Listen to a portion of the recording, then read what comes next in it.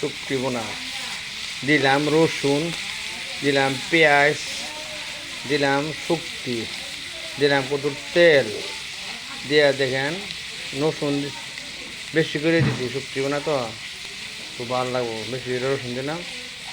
তারপর দিলাম তোমার শুক্তি, হ্যাঁ। তারপরে দিয়েছি হলুদ, তারপরে দিয়েছি গুঁড়ামরিচ, তারপরে গুঁড়ামরিচ, তারপরে একটু পানি ডালে যাচ্ছি, পানি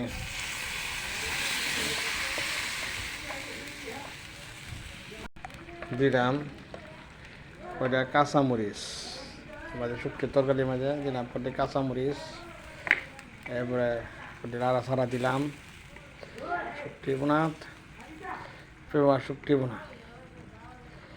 তারপরে দিলাম স্বাদ মতে লবণ, যদি স্বাদ দিয়ে আন্দাজ করে লবণ দিয়ে দিলাম। এবার দেখবেন হয়ে যাবে শুক্তি বোনা, দেখতে মজা লাগে। এই যে রসুন বাড়াই দিলে শুক্তি বোনা মজা, সেই স্বাদ, শুক্তি বোনার সেই স্বাদ, সেই ভাত খেতে পারেন গরুর গুচ্ছতে পাশ হইব, সেই শুক্তি বোনা ভাত খেয়ে পেট ভরে ভাত খেতে পারবেন, এই শুক্তি বোনা দিয়া পেট ভরে ভাত খেতে পারবেন।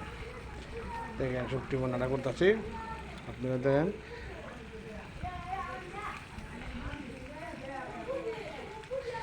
আস্তা রসুন দিয়ে দিলাম,